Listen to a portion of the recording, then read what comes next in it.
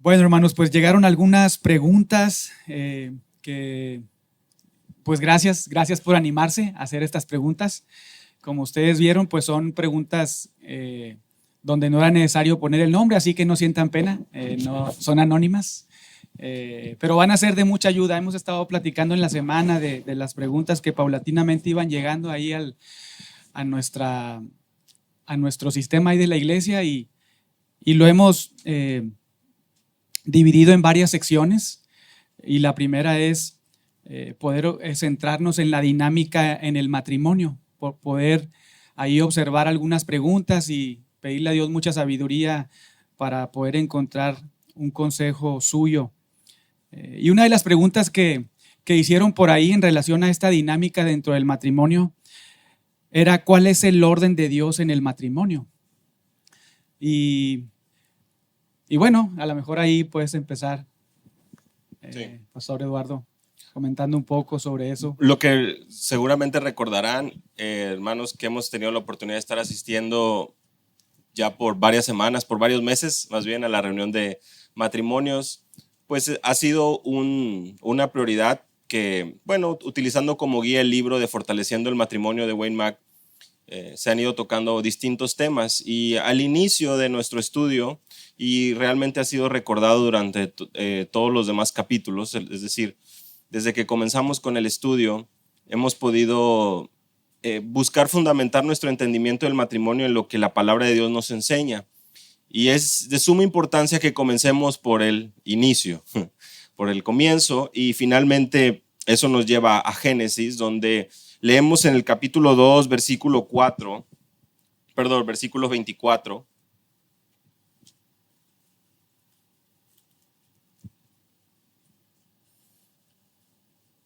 la cual por supuesto que viene a ser una referencia después en Mateo 19, en Marcos 10, en 1 Corintios 6, en Efesios 5, es decir, un pasaje clave porque viene a ser reiterado en el Nuevo Testamento. Por tanto, dejará el hombre a su padre y a su madre y se unirá a su mujer y serán una sola carne. Y bajo este principio, que por supuesto, como lo mencionamos, es enfatizado y reiterado por nuestro Señor Jesucristo y también por el apóstol Pablo en sus cartas, pues vemos que lejos de pasar de moda o lejos de que venga a ser algo que solamente aplica en el inicio, esto viene a ser pues clave para nuestro entendimiento de la dinámica del matrimonio. ¿Por qué? Porque finalmente vemos que es un propósito, un plan de Dios, y que el plan y el propósito de Dios es que puedan convertirse, puedan ser en una sola carne, y que pueda quedar atrás todas esas, vamos a decir así, dependencias con los padres de cada uno de los cónyuges. Ya no se convierten más en la autoridad para ellos, sino que por la gracia de Dios y en su sabiduría, la cual es mucho mayor que la de nosotros, se abre un entendimiento, un camino, digamos, una unión que tiene como propósito unidad. Y esa unidad viene a ser fundamental, porque en esa unidad, para poder funcionar como una sola carne, lo que vamos nosotros encontrando a la luz de la palabra es que tenemos funciones, tenemos elementos y un mapa que nos lleva a entender nuestra posición en el campo. Para poder funcionar como una sola carne, no solamente lo pensamos en términos emocionales o en términos de intimidad o en términos de sentimientos, sino también lo entendemos con el propósito de comprender cuál es nuestro rol y cuál es nuestro papel. ¿Y dónde comenzamos a ver un poco más acerca de eso? En Efesios capítulo 5. Y en Efesios capítulo 5, versículos 22 al 33, tenemos varios puntos que vienen a ser importantes. No se trata otra vez de algo cultural simplemente, o de algo que no tiene mayor validez en el futuro, sino que vamos a poder observar. Pues realmente es una sección un tanto larga, que no nos va a dar tiempo, obviamente, de lo mejor detenernos en todo, pero sí que podemos observar que dentro de los planes de Dios para su iglesia y en el contexto como ustedes lo ven en el principio del capítulo 5, vemos la necesidad de poder ser imitadores de Dios y andar con diligencia, versículo 15, de no participar en las obras de las tinieblas, versículo 11, de aprovechar bien el tiempo, versículo 16, de ser llenos del Espíritu, de dar gracias siempre a Dios en todo. En ese contexto es que observamos versículos 22 al 33. El orden de Dios en el matrimonio, que las casadas estén sujetas a sus propios maridos como al Señor, porque el marido es cabeza de la mujer. Esto viene a ser también mencionado en 1 Corintios capítulo 11, versículo 1. Este principio de que el marido es cabeza de la mujer, así como Cristo es cabeza de la iglesia, la cual es su cuerpo y Él es su Salvador. ¿Qué viene a significar esto? Que de la misma manera como la iglesia está sujeta a Cristo, así también las casadas lo estén a sus maridos. Y por supuesto, por consecuencia, ¿quieres entender qué significa ser cabeza de tu esposa? Pues meditemos en el carácter de nuestro Señor Jesucristo, meditemos en su amor, cómo se dio por su iglesia, cuánta paciencia no tuvo con sus discípulos, con cuánto amor y también en ocasiones con cuánta firmeza hablaba las verdades de la palabra. Si queremos entender el perfecto modelo del orden en el matrimonio, entendemos que el versículo 29, sustentar y cuidar, vienen a ser principios importantes que tiene el esposo que cumplir. Sustentar y cuidar, sustentar y cuidar. Y esto nos lleva a nosotros a poder comprender, versículo 31, que por eso el hombre deja a su padre, a su madre, lo que ya acabamos de leer en Génesis 2, y al convertirse en una sola carne, buscando esa unidad, busca cada uno, versículo 33, amar, esposo a su esposa, amar a su mujer como a sí mismo, y la mujer respetar a su marido. Sí, creo que es muy importante que podamos recordar, aunque son cosas como, pudiéramos decir, muy esenciales en cuanto al matrimonio, de que todo parte de Génesis 2:24, ¿verdad? Lo que mencionabas hace unos momentos. Comenzando ahí, el matrimonio es entre un hombre y una mujer, porque cada vez se hace más común y más, digamos que un pensamiento más general en nuestra sociedad, en que el matrimonio puede ser entre una mujer y otra mujer, un hombre y otro hombre, pero eso no vemos en el diseño de Dios. El diseño de Dios es un hombre con una mujer, no un hombre con muchas mujeres o una mujer con muchos hombres, o una vez más, una mujer con una mujer, un hombre con un hombre. Aunque el gobierno diga lo contrario, aunque la potencia mundial de esta tierra afirme otra cosa, pues Dios ha establecido esta institución del matrimonio, lo hizo antes de Génesis 3. Y después de Génesis 3 es que podemos ver, por ejemplo, hablando de esa, digamos que fundamento en el matrimonio, a partir de Génesis 3, por ejemplo, vemos en Génesis 4 que Lamec toma para sí 2 mujeres, aparece la poligamia. Y eso es después de Génesis 3, ¿verdad? No fue el diseño de Dios así. Ahí vemos la poligamia y más adelante, incluso en Génesis capítulo 19, vemos el homosexualismo, porque aunque están ahí 2 ángeles que vienen en forma de hombres, y entonces hombres que están ahí en Sodoma, al observarlos como hombres, quieren tener relaciones íntimas con esos supuestos hombres, ¿verdad? Vemos ahí ese deseo, esa tendencia al homosexualismo, y todo eso es después de Génesis 3, ¿verdad? Entonces, creo que es importante poder afirmar eso en nuestras vidas, y sobre todo en el contexto de nuestros hijos, mientras estamos instruyéndoles en la palabra, disciplinándoles, el poder afirmar esto en sus corazones, porque ese es el diseño de Dios para el matrimonio. Y ahorita que mencionabas ahí Efesios 5, ese amor, ¿verdad?, que debe expresar el esposo a la esposa, nos dice como que podamos observar a un ejemplo y entonces nosotros seguir ese ejemplo. Es como Cristo amó a la iglesia, así es como nosotros debemos de amar a nuestra esposa, en términos de ese rol del esposo con la esposa, es amarla. Podemos pensar de manera sacrificial, ¿hasta dónde estoy dispuesto para expresar ese amor?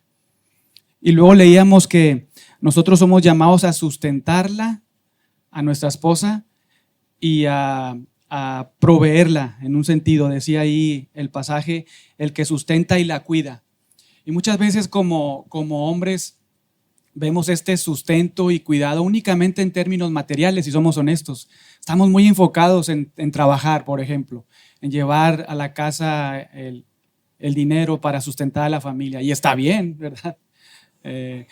También estamos muy dispuestos a cuidar a nuestra esposa. ¿Quién de ustedes dejaría que alguien venga a dañar a su esposa? Yo creo que nadie, ¿verdad? Ninguno de los que estamos acá. Pero esto no nada más apunta a un tema físico, material, sino también espiritual. ¿Cuál es mi posición en este aspecto? ¿Cómo estoy ahí cuando soy llamado a sustentar a mi esposa, a cuidarla en términos espirituales? ¿De qué forma yo estoy procurando en ella que crezca? Pensamos también más arribita en el verso 25, que 26, que Cristo santifica a la iglesia. Y ese es otro rol que nosotros hacemos. No es que nosotros seamos los santificadores, ¿verdad? Nuestra palabra, pero sí en la medida en que nosotros estamos guiando a nuestras esposas a la palabra, de esa manera ya están siendo santificadas, ¿verdad? Entonces, cuando no estamos, digamos, ahí cumpliendo este rol, amando de esta manera a nuestra esposa de manera sacrificial, como Cristo amó a la iglesia, si no estoy sustentándola y cuidándola, no nada más físicamente, sino también espiritualmente, si no estoy ahí procurando su santificación al guiarle a la palabra, si no estoy haciendo todo lo contrario, estoy actuando fuera del diseño de Dios. Hablando del rol del esposo, ¿verdad? A lo mejor ahorita puedes ahondar de la esposa, pero lo que nos toca a nosotros, si no estamos ahí, hermanos, el matrimonio, aunque el diseño, o sea, lo hayamos respetado y nos hayamos casado con una esposa, hombre, mujer, y no estamos atendiendo este rol, pues por eso quizá muchas veces tenemos problemas en el matrimonio, muchas situaciones que no arreglamos porque no estamos cumpliendo este rol en particular. Y si observan estos pasajes, si los podemos observar y leer, son pasajes muy claros, ¿verdad? O sea, no son difíciles de entender, de comprender, de asimilar. Más bien nuestro pecado, nuestro orgullo, nuestro egoísmo es el que nos desvían de ese consejo. No estamos ahí porque no queremos, porque la otra persona me hace cosas, me dice cosas y pues no pagamos con la misma moneda, pero no debiera ser así, ¿verdad? Quizá tú puedas hablar un poco más de la mujer. Sí, la siguiente pregunta, de hecho, tiene que ver. Y lo que estaba pensando ahora mismo es que es verdad, gracias a Dios, que su palabra es tan clara, pero para nosotros como hombres caídos también es muy fácil de distorsionar, ¿verdad? Y también muy fácil de que nosotros podamos ingresar nuestra propia ideología, y por eso es lo que vemos hoy, que criticar y oponerse al diseño de Dios, no, es que ¿qué es eso de ser la cabeza? Es un símbolo autoritario. Y sí, efectivamente, bajo los efectos del pecado, sin el evangelio, el entendimiento de esa autoridad, pues sí está completamente distorsionado. Pero para el Hijo de Dios, para el creyente, entiende que su modelo está en el ejemplo de Cristo. Y no se trata de abuso, no se trata de ofensa, no se trata de un liderazgo basado en su carácter opresivo, opresor o cualquier otro término que quieran acomodar. Se trata de un liderazgo basado en amor, donde nosotros, como su iglesia, recibimos por gracia algo completamente inmerecido. Y de esa manera creo que como varones podemos nosotros meditar precisamente en cómo no ser ásperos con ella, dice Colosenses capítulo 3, cómo no hacerlas amargarse literalmente, Colosenses 3:19, cómo vivir sabiamente y poder tratarlas como vaso más frágil, ¿verdad? 1 Pedro capítulo 3, versículo 7. Y la siguiente pregunta, pues finalmente sí va encaminada a hablar un poco más acerca de lo que nosotros en nuestra sabiduría queremos inyectar un poco a la ecuación. Nos preguntaban qué sucede o cómo manejar la dinámica cuando la esposa es quien tiene mayor madurez en la palabra. ¿Cómo funciona la dinámica cuando la esposa es quien conoce mejor la palabra? Y creo que una respuesta corta es, pues de la misma manera que acabamos de explicar. porque no hay una excepción a la regla. De hecho, lo que claramente sí podemos observar es que mayor madurez espiritual y mayor conocimiento bíblico debería resultar en mayor obediencia a la palabra, en mayor compromiso, no en mayor orgullo. Y por eso es que cuando leemos en Tito capítulo 2, versículos 4 y 5, Tito capítulo 2, versículos 4 y 5, se nos menciona una necesidad de que las mujeres de mayor edad, las mujeres maduras de la congregación, puedan enseñar a las jóvenes.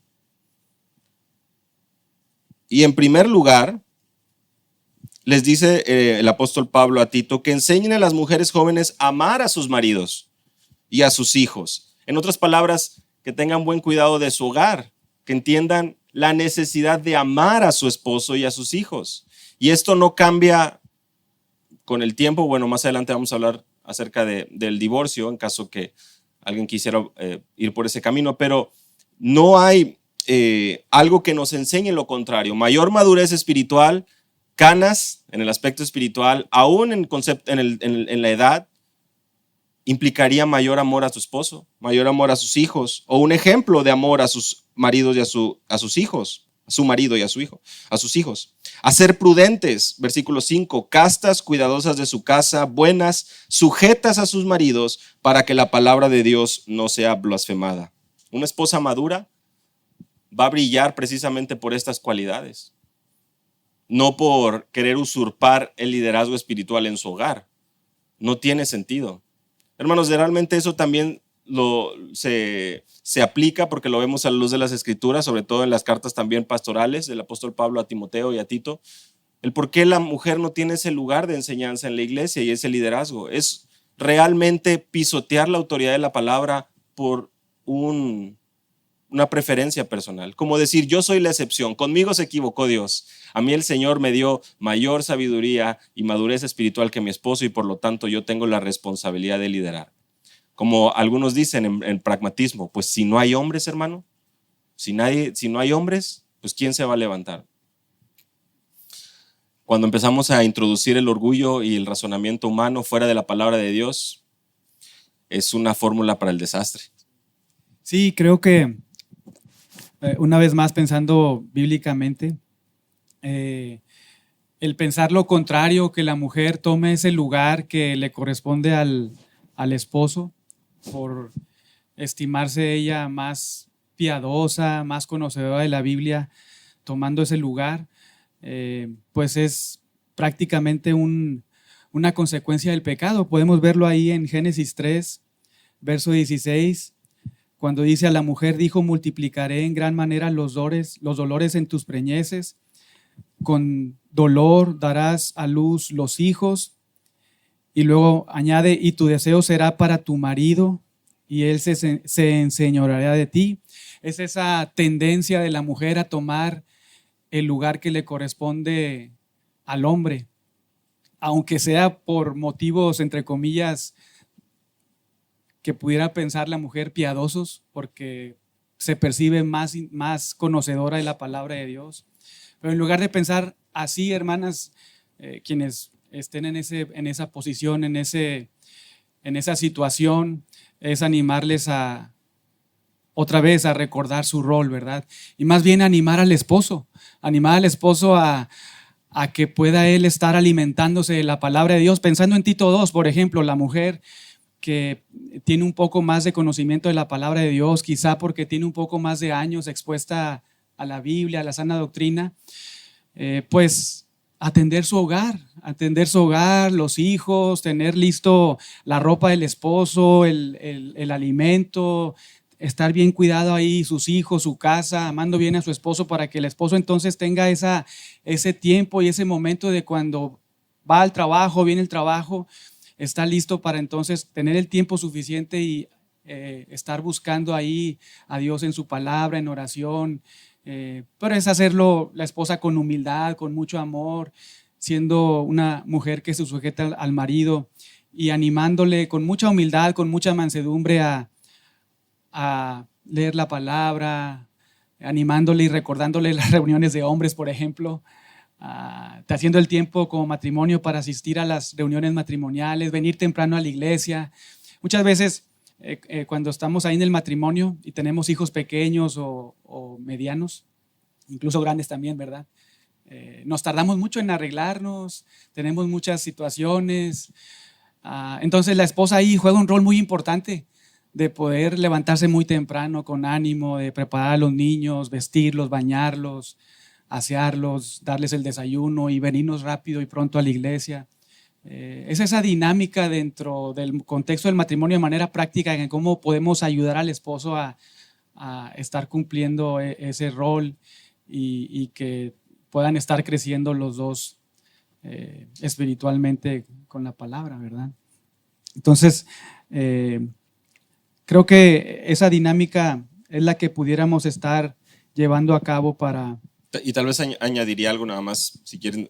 Estaba pensando ahora en 1 Pedro capítulo 3, y es el hecho de que aún en el contexto de que el esposo no sea creyente, la esposa continúa estando sujeta a su marido, para que también los que no creen la palabra sean ganados por la conducta de su esposa. ¿Y qué tipo de conducta es esta? Es una conducta casta y respetuosa, pura y respetuosa.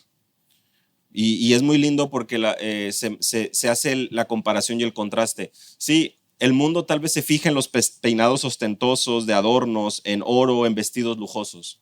Pero lo que el Señor ve y aquello que le agrada es esa vestimenta interna de un corazón, de un espíritu afable y apacible que es de grande estima delante de Dios. Si la esposa menciona y dice ser más madura o piensa ser más madura que su esposo, eso debe repercutir en un mayor dar de manera desinteresada, en un compromiso por su hogar, en un cultivar un corazón y un espíritu afable y apacible. Y aún estando en una situación de conflicto constante con un esposo tal vez incrédulo, su conducta permanece de la misma manera. Indudablemente que en la vida matrimonial pasamos por circunstancias, problemas, situaciones donde a veces pues pecamos uno contra el otro, hacemos cosas fuera del diseño de Dios y quizá muchas veces tenemos la tendencia no solamente a ir con otra familia creyente, otro matrimonio creyente, pero también a ir con otras personas que no son cristianas y contar ciertas situaciones que pasan en la familia. Y la pregunta es, ¿será esto correcto? ¿Será bueno? ¿Será benéfico para nuestra vida espiritual, nuestra vida como matrimonios? Estar ahí yendo a platicar y conversar de los problemas, situaciones que están pasando en mi matrimonio con otros. Esa es una pregunta que nos hicieron. Y bueno, podemos pensar en que las personas que no conocen al Señor, que no han venido a la fe, están muertas espiritualmente, ¿no es cierto? Su mente está entenebrecida, no buscan a Dios, no reciben el consejo de Dios, no lo buscan porque ni siquiera pueden, dice Pablo ahí en Romanos 8.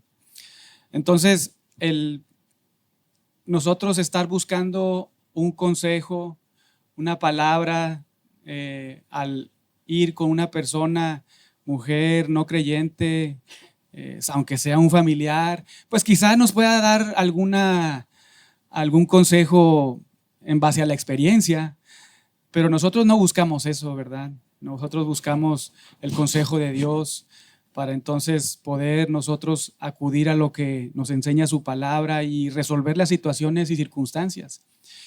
Y si somos honestos, muchas veces cuando vamos a pedir un consejo a personas que no son creyentes, es porque queremos escuchar lo que nosotros creemos, ¿verdad? Pensamos, como que nos digan, si es cierto, no, haz esto, haz lo otro, mira, esto funcionó.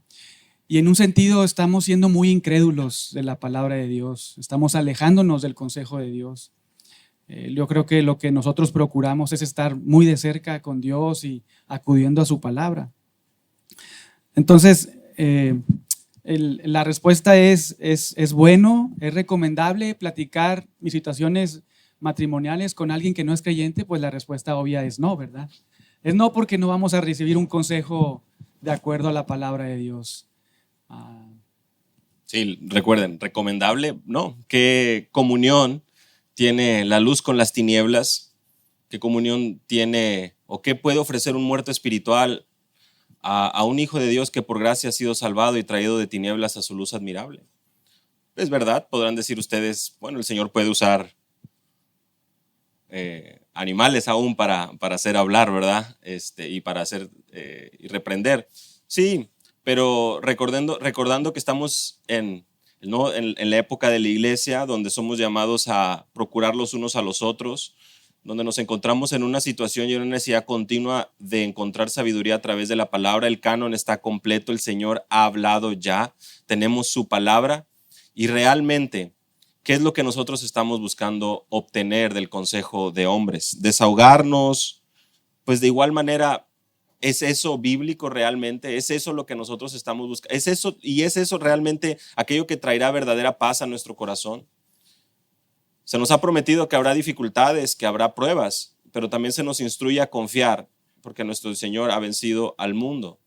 Se nos instruye y se nos habla de que la palabra de Dios, en ella somos santificados por la verdad. Nosotros somos llevados a un entendimiento mayor y a un conocimiento de nuestro Señor a través de su palabra. Y eso es lo que buscamos fomentar. No como un ejercicio intelectual, sino como realmente un compromiso por el amor que se nos ha sido dado. Así que hablar acerca de mi cónyuge con una persona no creyente no refleja en lo absoluto un respeto y un amor por mi cónyuge. No es eso lo que vemos en la relación de Cristo con su iglesia, ni mucho menos de su iglesia con nuestro Señor Jesucristo. Respetar a su marido, Efesios capítulo 5, versículo 33, y mostrar una conducta casta y respetuosa por parte de la esposa, es aquello que es natural para la mujer madura y creyente cristiana. Por lo tanto, algo que vaya en contra, pues definitivamente no es recomendable en lo absoluto. Pasando al tema de la crianza, menciona esta pregunta: ¿es correcto que uno de los padres intervenga cuando estamos regañando a nuestros hijos? ¿Es correcto que uno de los padres intervenga cuando estamos regañando a nuestros hijos? Y bueno, yo lo que quería ir primero al leer esta pregunta era tal vez ir al caso de definir realmente qué significa que uno de los padres intervenga. Porque tenemos que meditar en algo. Si bien es cierto, nosotros vemos la instrucción de la necesidad de la disciplina a nuestros hijos, así como leemos también en Hebreos capítulo 12 cómo el modelo de nuestro Señor, nuestro Dios, al disciplinar a sus hijos, también nosotros entendemos que en nuestra naturaleza caída y en nuestra facilidad de enojarnos, podemos hacerlo de manera pecaminosa. ¿Y qué quiere decir esto? Bueno, que un enojo pecaminoso nos puede llevar a una instrucción, a una disciplina pecaminosa. Y si estamos presenciando algo así, y estoy hablando de un extremo nuevamente, pues tal vez sí sea sabio intervenir. Porque estamos ya hablando de un maltrato físico, de un abuso, y estoy yéndome al caso extremo. Recuerden, quise comenzar por aquí.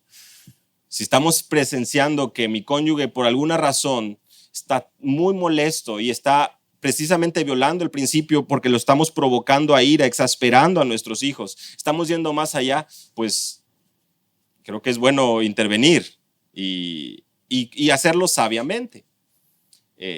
Y eso otra vez, recordando que podemos ser llevados a ese punto donde como padres podemos caer en pecado, en ira y querer desquitarnos con alguno de nuestros hijos. Y esto para nada es bíblico, no es lo correcto, no está en la palabra, y esto sin duda debe encender las alarmas del cónyuge para poder calmar un poco la situación.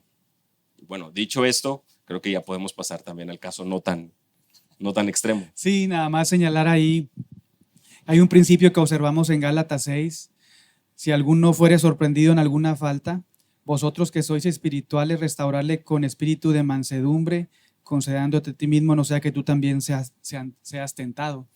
Entonces el momento, nosotros estamos ahí, por ejemplo, en esa situación, y lo que queremos es manifestar en nuestro rol, por ejemplo, sea el esposo o la esposa, el papel que nos corresponde de acuerdo a la óptica de Dios. Entonces, ya sea que el esposo esté actuando de una manera pecaminosa, la esposa en esa situación con el hijo, pues debemos de reflejar eso, ¿verdad?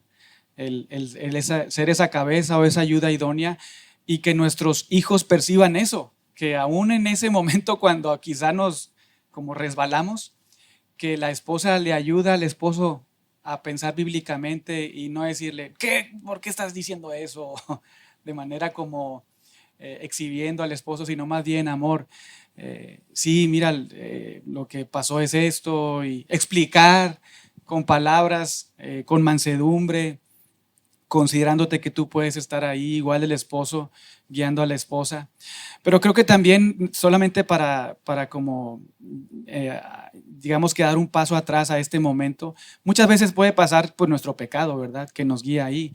Pero otras veces es que quizá no hemos conversado lo suficiente en cuanto a la forma en que debemos de instruir a nuestros hijos, cómo debemos de actuar cuando nuestros hijos pecan, qué debemos de hacer, ponernos de acuerdo. Somos un equipo, somos uno, ¿verdad? Entonces, estas conversaciones previas en relación a este mandato que tenemos a los padres, no nada más a un papá o a la mamá, sino a los padres a instruir a los hijos en la amonestación, en la disciplina del Señor, es una labor en conjunto, no es nada más de uno. Entonces es muy importante conversar con anticipación de cómo es que vamos a estar ahí los dos actuando de manera muy, muy integral, ¿verdad? Unidos. Y bueno, quizá por eso a veces los hijos pierden cierta confianza con los papás, no se acercan tanto porque cuando han estado ahí haciendo cosas que no están bien, sus padres no han reaccionado de cierta manera y ellos poco a poco, por su propio corazón, ¿verdad? Se alejan de la Biblia, del consejo bíblico de los padres y comienzan a buscar amigos que no son creyentes. Por ejemplo, hablando de hijos creyentes, comienzan a buscar amistades cristianas. Y una pregunta es esa: ¿es bueno que los hijos pasen tiempo con amigos que no son cristianos? Creo que la respuesta es obvia, ¿verdad? No, no es bueno. No es bueno porque Proverbios 13:20, el que se junta con necios será quebrantado. El que se junta con necios será quebrantado.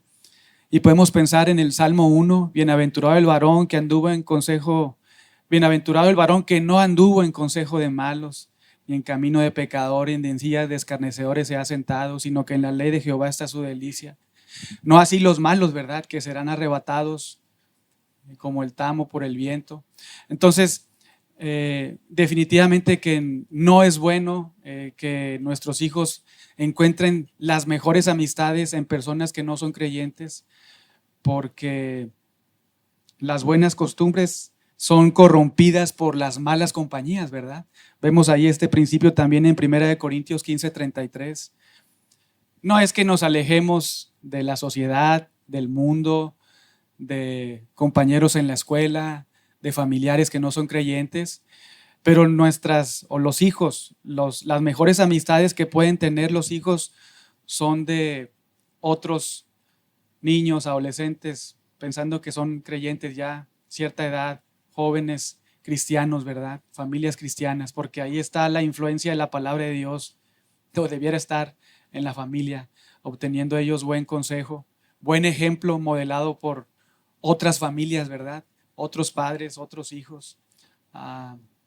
Entonces, Y creo que aquí también vale mucho la pena mencionar lo siguiente, porque parece ser una manera de nosotros decir, ahí está, hijo, sé más sabio, júntate con personas más sabias. Y estamos hablando con un niño de 5 años, ¿verdad? 6 años. Escoge bien tus amistades. Y el niño va a responder a lo mejor, oye papá, ¿y tú escoges bien tus amistades? Porque yo también te veo, y pueden empezar a enumerar. Entonces creo que es muy importante poder meditar en lo siguiente, la responsabilidad que como padres tenemos de modelar eso a nuestros hijos, de nosotros ser de ejemplo para ellos.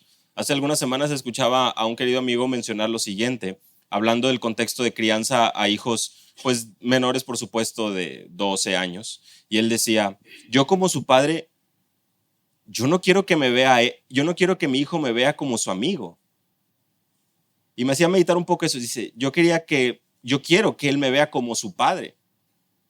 Y creo que sí hay una diferencia ahí. Por supuesto, conforme va creciendo, edad adulta, pues queremos como padres mantenernos en comunicación y mantener esa amistad.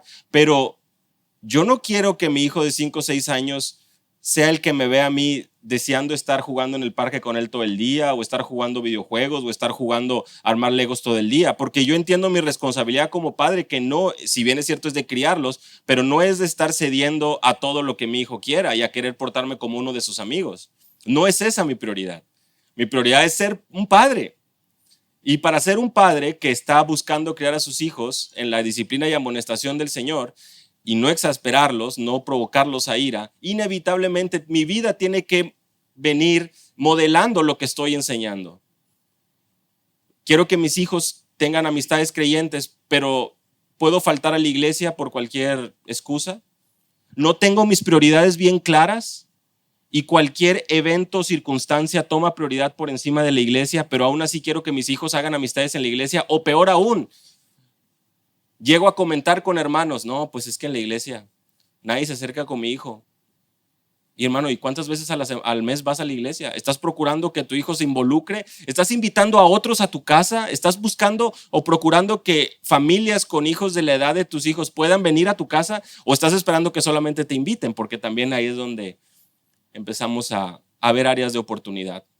Por lo que, hermanos, me parece que esta pregunta sí tiene mucho que ver, por supuesto, con nuestros hijos, pero recordar también nuestros hijos son inmaduros, están creciendo, y nosotros, como al menos adultos, procurando y entendiendo lo que es correcto, ¿cómo estamos modelando el hecho de nosotros tener amistades creyentes? ¿Cómo estamos modelando el amor a nuestra esposa? ¿Cómo estamos modelando nosotros el ejemplo de Cristo en nuestras vidas? Y de la misma manera, ¿cómo es que estamos dando oportunidades, construyendo esas puentes para que mis hijos puedan tener amistades cristianas? Y creo que ahí es que nosotros debemos de meditar y evaluar nuestra vida. Solamente quería ahí añadir, hermanos, que podemos pensar en nuestro Dios que es soberano, ¿verdad? Que está sentado en su trono y que Él gobierna sobre todo con su providencia. Y el que hoy te tenga en esta iglesia acá el Señor, donde tus hijos pueden disfrutar de tener otros niños de su edad, adolescentes, jóvenes, son los que Dios le ha dado a tu hijo en esta época. Y tú, joven, si estás aquí, veo algunos jóvenes, ¿verdad?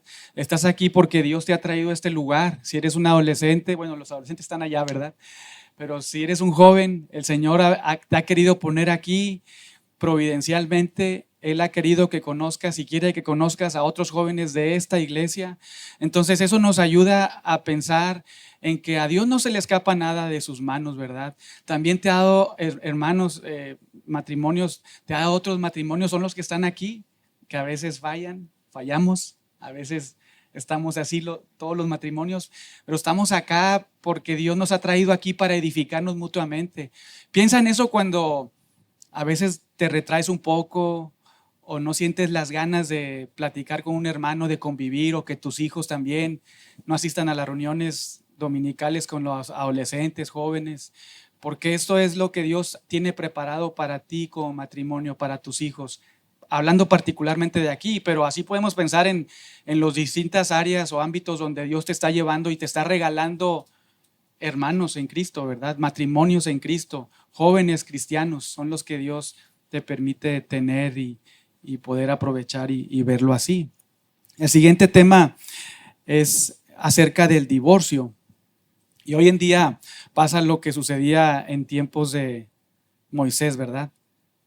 Que se divorciaban por cualquier causa. Y esto lo vemos de manera muy, pero muy fuerte y cada vez más común aquí en el mundo. Y la pregunta que surge quizá en relación a esto es, ¿hay alguna razón válida para el divorcio? ¿Hay alguna razón válida para el divorcio? Y no sé si la pregunta está del todo, digamos que bien planteada, sino más bien es pensar primero, ¿cuál es el diseño de Dios para el matrimonio, verdad?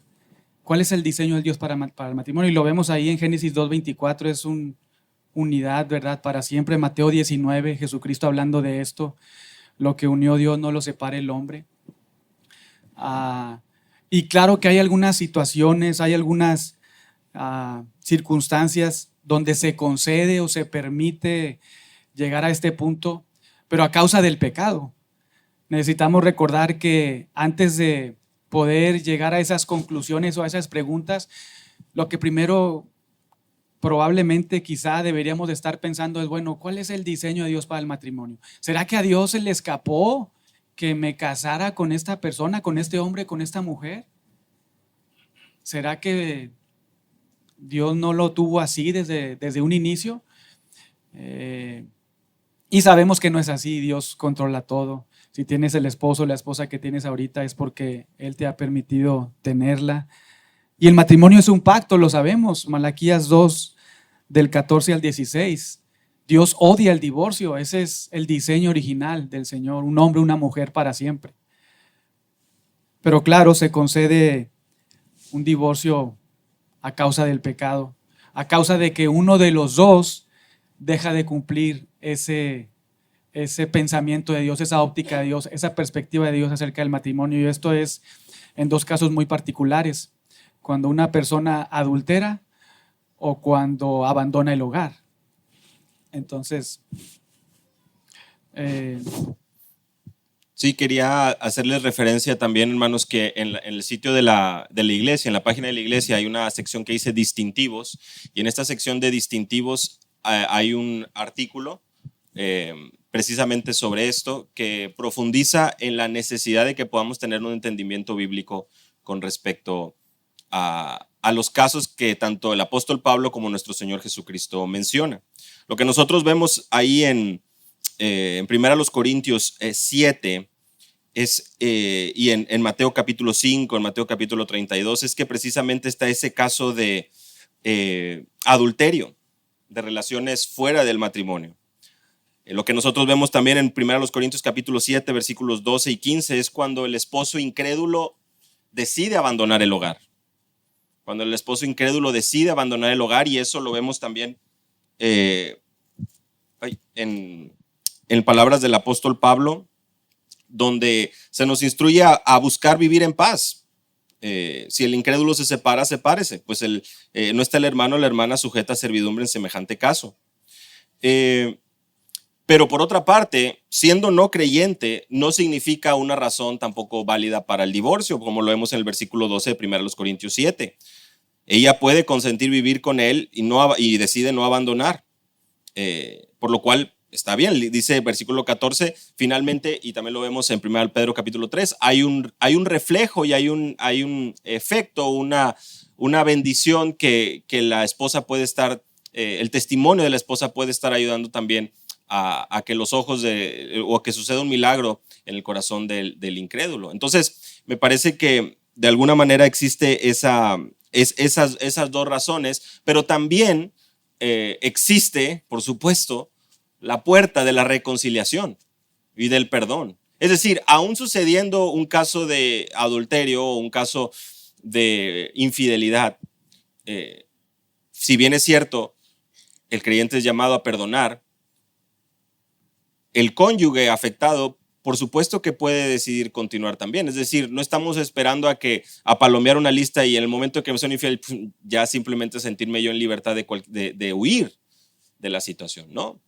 Sino que nosotros podemos entender también bíblicamente que existe esa oportunidad de reconciliación, esa oportunidad de perdón, esa oportunidad de continuar procurando que el Señor pueda ser glorificado aún en medio de esa situación donde su gracia resplandezca y ese perdón y reconciliación también alumbre. Sí, quizá en esas situaciones cuando puede pasar en un matrimonio que uno de los dos adultera o no está cuidando de su esposa, en un sentido abandonando el hogar, no trabajando, yéndose meses, años y regresando un día y volviéndose a ir. Es muy importante que podamos acudir a los pastores, ¿verdad? Si una persona está en esa situación, sea hombre o mujer, que en la mayoría de los casos sucede con las mujeres, ¿verdad? Que el hombre está en esa situación, aunque puede pasar también del otro lado. Es importante poder recibir un consejo bíblico de otros obvio de sus pastores, también de otros matrimonios maduros, donde nos ayuden a pensar en cómo estamos, si ya estamos ahí procurando esa reconciliación, ¿verdad?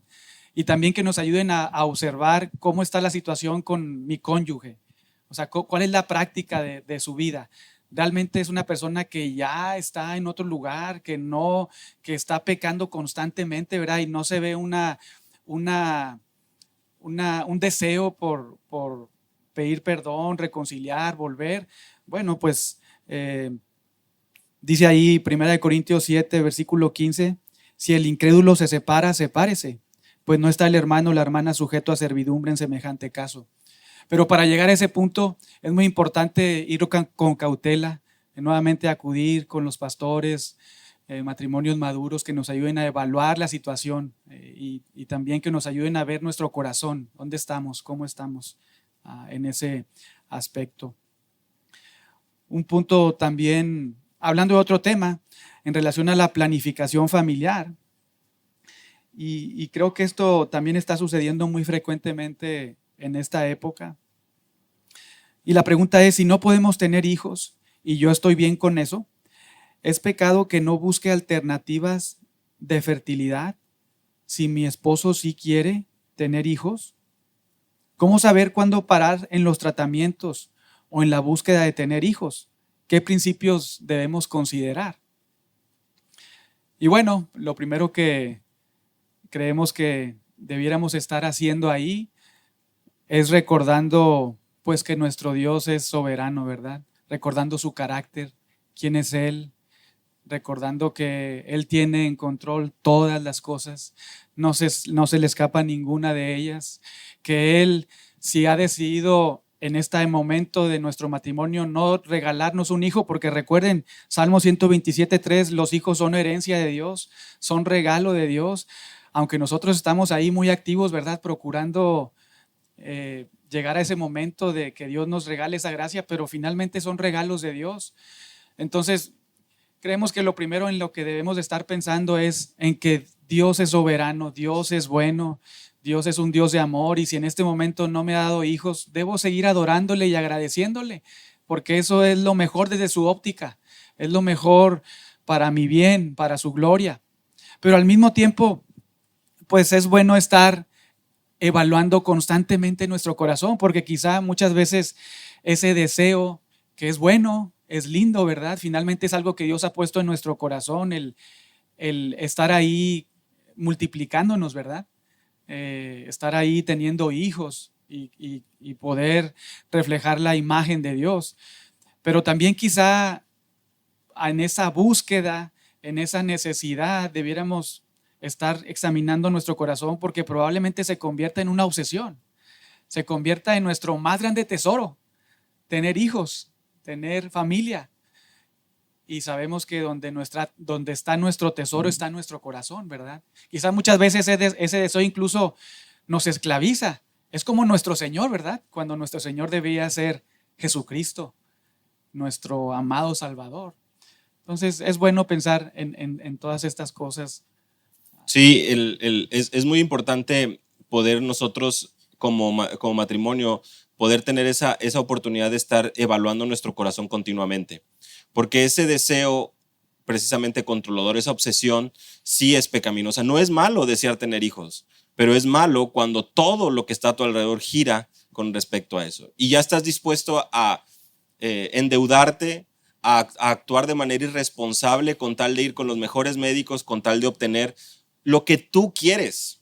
Y ese es el punto. Porque ahí también llega un momento donde dice, bueno, ¿y cómo sé cuándo debo parar? Precisamente cuando ya todo gira en torno a eso. Todas tus búsquedas en internet se tratan de lo mismo. Toda tu búsqueda de encontrar al mejor doctor se convierte en exactamente y apunta a lo mismo. El estar constantemente pensando en eso, ya no meditando en todo lo honesto, todo lo puro, todo lo que tiene buen nombre, Filipenses capítulo 4, sino ya pensando precisamente en tu placer y en tu deseo egoísta de obtener lo que quieres en el momento que quieres. No quiere decir esto que la sabiduría y la medicina esté peleada con el cristiano. No, quiere decir que todo fácilmente se puede convertir en un ídolo para nosotros. Y ahí es donde debemos de tener cuidado. Ese ídolo puede llevarnos a tener problemas en nuestro matrimonio. Una de las preguntas precisamente relacionadas es, ¿qué pasa cuando mi cónyuge sí quiere y yo no quiero? Eso es muy buena pregunta también, porque nos lleva precisamente a meditar en lo siguiente, Filipenses capítulo 2, tener ese principio de estimar, de servir a mi prójimo, y en el contexto del matrimonio lo estuvimos estudiando. Les recomiendo las 2 sesiones que tocan este tema.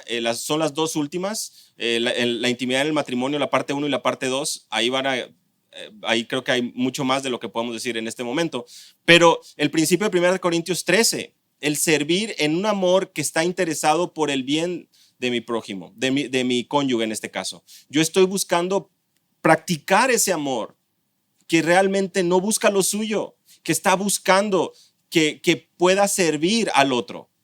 Y ese amor no siempre es fácil. Les mencionaba yo en aquella ocasión que una decisión egoísta sería que alguno de los dos cónyuges se realice algún tratamiento o alguna operación sin el consentimiento del otro, sobre todo relacionado en este tema. Eso sería una gravísima falta de amor, porque todo por conseguir tus propios deseos y obtener lo que tú quieres sin buscar el consentimiento, la opinión, el consentimiento de tu cónyuge. Somos uno en el matrimonio, 1 más 1 da 1 en el matrimonio. Ahí es donde debemos de meditar en que no se tratan más de mis opiniones.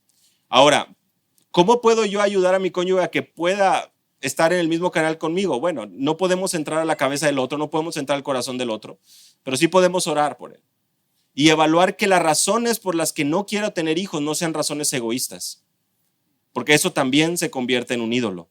Yo estoy muy cómodo así, manejo mi tiempo, mi espacio, hago todo en mi manera, no necesitamos más, estoy bien en mi casa, las finanzas, mira cómo estamos. Un hijo vendría a arruinar y a estropear todos estos planes. Seguramente nadie lo dice con esas palabras, pero yo lo estoy hablando así porque eso es lo que tu placer egoísta está buscando también representar. Estás tan cómodo que estás dispuesto a privarte de una de las bendiciones del Señor, aún de una de las bendiciones en el contexto del matrimonio, por placeres egoístas y por tu mismo deseo de poder mantener un estilo de vida, un carro, una casa, una rutina. Y eso, por supuesto que también es pecaminoso. Así que cuidar y evaluar nuestro corazón como equipo, buscar consejo con personas sabias, los pastores, hermanos maduros, que puedan guiarnos a poder evaluar si realmente la motivación en mi corazón está bien o realmente está convirtiéndose en una obsesión por una parte. Y por otra parte, que mi negación al deseo de poder gozar de una de las bendiciones más grandes que el Señor nos da, esté basada básicamente en egoísmo y en un deseo de poder dar lugar a mis gustos y a mi placer. Sí, quizá como pensando en algún orden, ¿verdad? Simplemente ofreciéndoles una idea de cómo tomar decisiones ahí, es recordando que Dios es soberano, su carácter, ¿verdad? Que Él es bueno y que todo lo que estamos pasando, Él lo tiene en su control y es para su gloria y para nuestro bien. Segundo, que los hijos son un regalo de Dios, son herencia de Dios. Así como la salvación de nosotros es un regalo de Dios, no depende de nosotros, recordar eso, los hijos son un regalo de Dios. Y al mismo tiempo, 1 Corintios 13, ¿verdad? Pues estar manifestando ese amor al estar conversando los dos. A ver, ¿por qué piensas que sí debemos seguir buscando esto? ¿O por qué no? ¿Verdad? ¿Por qué piensas que no? Otra cosa en la que podemos pensar, por ejemplo, Efesios 5, el esposo, oye, ¿sabes qué? Mira, sí podemos acudir a estos métodos, pero hasta aquí, porque hasta aquí después ya esto nos va a llevar a la bancarrota, ¿verdad? Hablando en términos económicos. O sea, pensando en todos estos principios para que nos ayuden a tomar una decisión que glorifique a Dios, simplemente para ofrecerles algunas ideas, pensamientos bíblicos para cómo llegar ahí. Y luego sucede lo contrario, ¿verdad? Estos son situaciones, momentos en que algunos matrimonios tienen o están teniendo problemas en este sentido, pero hay algunos otros que no tienen esos problemas. Más bien están buscando cómo, digamos que, como decimos por ahí, cerrar la tienda, ¿verdad? Bajar la cortina. ¿Cuáles son los métodos aceptables según principios bíblicos? Y yo creo que una respuesta corta es que no atenten contra la vida concebida, ¿verdad? Es un principio muy claro. Y ahí ahora hay muchísimas formas, ¿verdad? Pastillas y tantos métodos. Y mientras no haya esa concepción, mientras el óvulo no se fertilice, ¿verdad? Mientras no esté ahí, no se origine la vida, digamos que podemos estar acudiendo a esos métodos. Pero cuando sí atentamos contra ese momento, esa situación donde ya se concibe una vida, aunque sea un puntito, se ha concebido, y tomamos algún método que atente contra eso, ahí estamos lejos de la palabra de Dios, del consejo de Dios. Sí, y nuevamente en la última sesión del estudio de matrimonios que tuvimos, ahí se toca a mayor profundidad todo el tema y con detalles, métodos, pero finalmente sí es bien importante tener un médico, de preferencia un médico cristiano, con el que podamos realmente consultar y evaluar si lo que se me está recetando, con lo que si se me está sugiriendo, atenta o no contra la vida. Porque otra vez, debido a la tecnología, a lo que hoy tenemos, a diversos métodos y diversas opiniones, puede llevarnos un poco a confundirnos. Pero debemos de tener mucho cuidado y manejarnos nuevamente con un entendimiento bíblico, que así como lo vemos a lo largo de la Escritura, la vida comienza en la concepción y por lo tanto, todo aquel método que ya venga a funcionar después de esto para prevenir los siguientes pasos, tenemos de que tener mucho cuidado porque estamos atentando contra la vida y eso es algo muy preciado. Así que bueno, animarles a que puedan tener la oportunidad de escuchar también ambas sesiones de matrimonios, a que puedan procurar tener el consejo también sabio de médicos creyentes y bueno, también por supuesto saber que estamos para servirles, ¿verdad? En caso de cualquier duda.